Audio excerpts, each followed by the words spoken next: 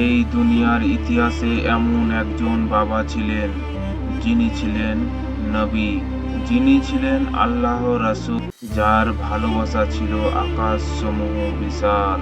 আর সেই ভালোবাসার কেন্দ্রবিন্দু ছিলেন তার কন্যা হযরত ফাতেমা রাদিয়াল্লাহু আনহা। তাই আজ আমরা শুনব এক বাবা ও মেয়ের এমন ভালোবাসার গল্প, যা সহিহ হাদিসে বর্ণিত করা আছে, যা শুনলে চোখ ভিজে যাবে আপনার আর হৃদয় কেঁপে উঠবে। তো চলুন ভিডিওটি শুরু করা যাক। ফাতেমা রাদিয়াল্লাহু আনহা আসলে রাসূল সাল্লাল্লাহু আলাইহি ওয়াসাল্লাম সঙ্গে সঙ্গে দাঁড়িয়ে যেতেন। হাদিসে এসেছে, যখনই ফাতেমা রাদিয়াল্লাহু আনহা রাসূল সাল্লাল্লাহু আলাইহি ওয়াসাল্লাম এর কাছে আসতেন, নবীজি সঙ্গে সঙ্গে দাঁড়িয়ে যেতেন, তাকে স্বাগত জানাতেন, নিজ হাতে তাকে বসাতেন। এক সাহাবী আশ্চর্য হয়ে জিজ্ঞাসা করলেন, ইয়া রাসূলুল্লাহ, আপনি তো আল্লাহর রাসূল, তবু আপনি আপনার মেয়ের জন্য দাঁড়িয়ে যান কেন?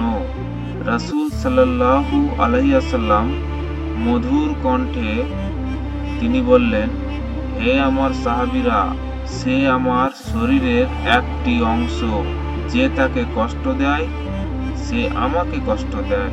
নবীজি বলেছেন, ফাতেমা আমার দেহের একটি অংশ, যে তাকে কষ্ট দেয় সে আমাকে কষ্ট দেয়।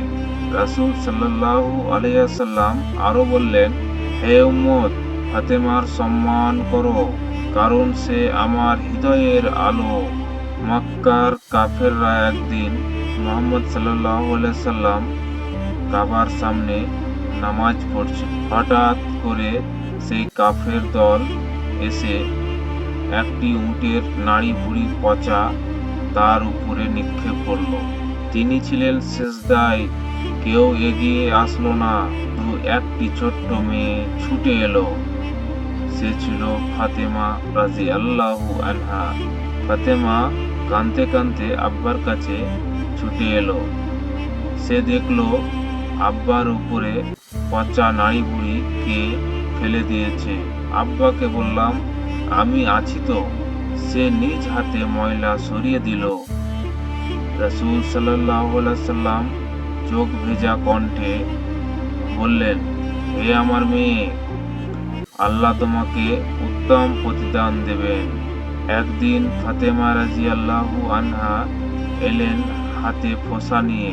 চাক্কি ঘোরাতে ঘোরাতে হাতে ব্যথা। তিনি একজন খাদেম চাইতে এলেন।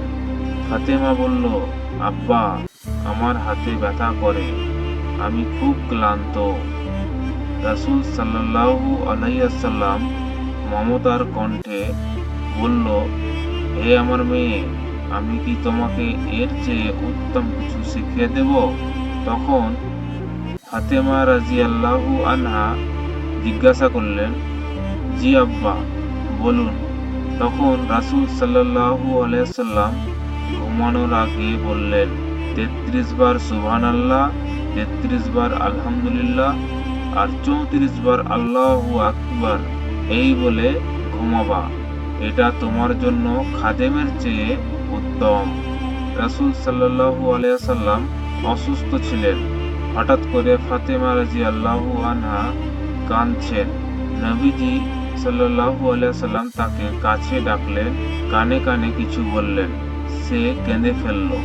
আবার কিছু বললেন, সে হেসে উঠল। তখন হঠাৎ করে আয়েশা রাদিয়াল্লাহু আনহা জিজ্ঞাসা করলেন, হে ফাতেমা, তিনি কি বললেন? ফাতেমা তখন চোখ ভেজা অবস্থায় প্রথমে বললেন, আমি শিগগিরই ইন্তেকাল করব, তাই আমি কেঁদেছি। তারপর বললেন, আমার পরিবার থেকে তুমি প্রথম আমার সাথে মিলিত হবে, তাই আমি হেসেছি। নবীজি বলেছেন, ফাতেমার জান্নাতের নারীদের নেত্রী হবে। রাসূল সাল্লাল্লাহু আলাইহি সাল্লাম আরো বললেন, হে ফাতেমা, তুমি আমার উম্মতের নারীদের আদর্শ নারী হবে। আজ আমরা কি শিখলাম? একজন বাবা কিভাবে মেয়েকে ভালোবাসে, একজন মেয়ে কিভাবে বাবাকে সম্মান করে, ইসলাম কিভাবে নারীর মর্যাদা দেয়। আজ যদি আমাদের ঘরে কন্যা থাকে, তাকে আমরা বোঝা ভাববো না, কারণ জান্নাতের চাবি হতে পারে সেই কন্যা।